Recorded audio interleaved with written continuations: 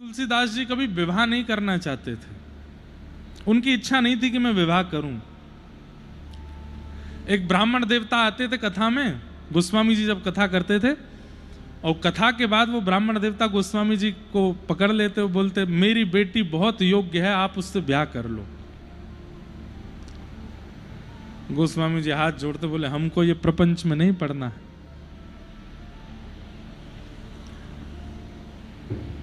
एक बार गोस्वामी जी ने देखा कि यार ये हर जगह आ जाते हैं, तो फिर गोस्वामी जी ने कह दिया सुनो, अगर महादेव प्रकट होकर के कह देंगे तो तुम्हारी बेटी से हम ब्याह कर लेंगे। उस ब्राह्मण ने महादेव को मनाना प्रारंभ किया, जल चढ़ावे, महादेव की आराधना करे, बिल्वपत्र चढ़ावे, बोले आप गोस्वामी जी को आज्ञा कर दो। और एक दिन महादेव प्रकट हो गए और प्रकट होकर के गोस्वामी जी को आज्ञा कर दी, बोले तुम्हारी कथा में एक ब्राह्मण देवता आते हैं अपनी बेटी का संबंध लेके, बोले हाँ उनकी बेटी से ब्याह करो।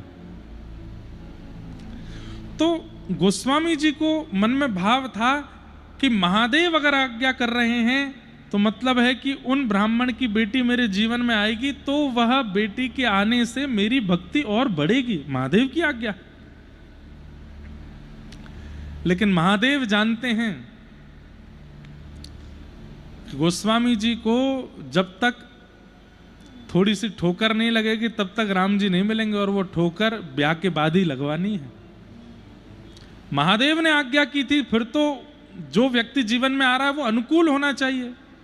गोस्वामी जी की पत्नी प्रतिकूल नहीं थी, लेकिन लीला सब जानते हैं। ब्याह करने के बाद क्योंकि महादेव की आज्ञा से हुआ था, तो गोस्वामी जी इतना प्रेम करते थे अपनी पत्नी से, कितने वर्षों तक तो मायके ही नहीं जाने, तुम यहीं रहो, हमको दिखती रहा करो, बस तुम्हारा तुम बस सन्मुख रहो, बस उसी से कल्याण। अब इसमें कोई ऐसा नहीं है कि उनके चित्त में कोई सांसारिक व्यवहार था, नहीं, महादेव की आज्ञा से ये मेरे जीवन में आई हैं, इसलिए बस उनके लिए वो प्रसाद है, वो नित्य देखना चाहते हैं। लेकिन एक दिन पत्नी परेशान हुई और रात्रि में घर चली गई। कैसे कैसे योजनाएं बना करके जैसे तैसे पहुंचे, कहते हैं शव को नाव बना लिया, सांप